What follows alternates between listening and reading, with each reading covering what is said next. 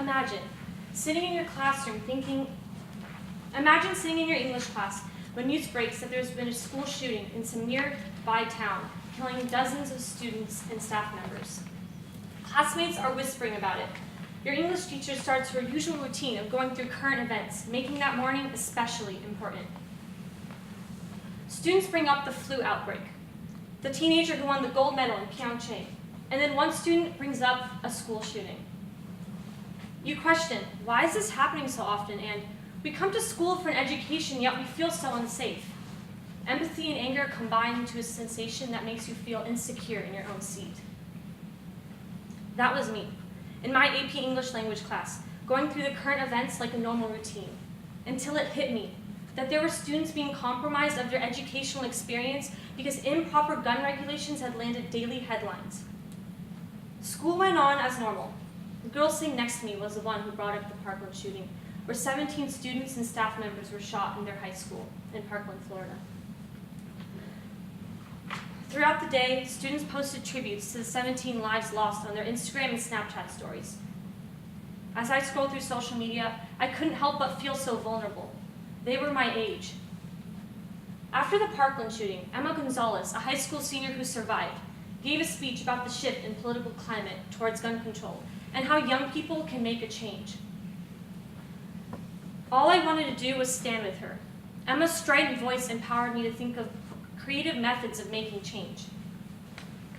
Young minds are constantly fueled from the influence of media around them, whether it be broadcast media, social media posts, or television and film sources. Emma Gonzalez said it herself. Us kids don't know what we're talking about, that we're too young to understand how the government works. We call BS. To the contrary, us kids know how to state our opinion in well-written essays in our English class. If we can channel those words into publications around the nation, imagine the amount of change we can make with just our words.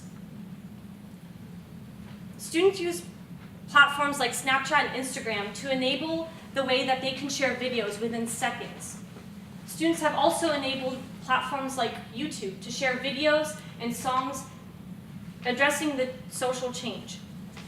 If local multimedia organizations host workshops and advise the youth on how to step up using media, I believe that students can control those various entities, such as filmmaking, music, and social media posts, to enable the change and make sure that gun violence is eliminated. March for Lives, an organization created by the Parkland students, was born on social media. The perfect way to reach the younger audience. March 24th was a day filled with united voices, making sure that they address the fact that the only way the youth can make sure their voices was heard through the power of action of voting. Hashtag March for Our Lives reached 3.6 million uses on social media. 3.6 million uses in just one day.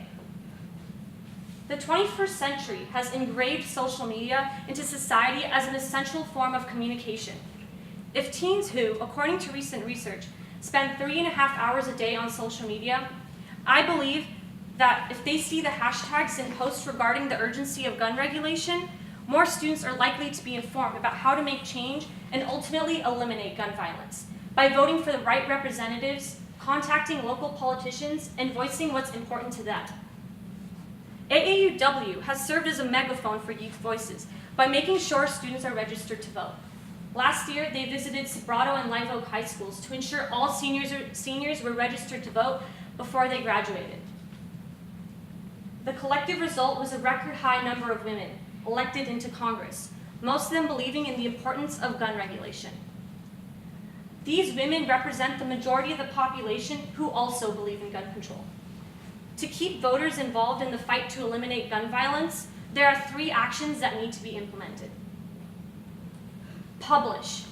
Parents, publish how you feel about sending your child to school in a time when they could be affected by gun violence. Tell your politicians that you want 0 school shootings instead of the 288 that have occurred since 2009. Tell your community that countries like the UK, Canada, France, and Germany have had less than 5 school shootings since 2009, and they have made gun laws to prevent more. Produce.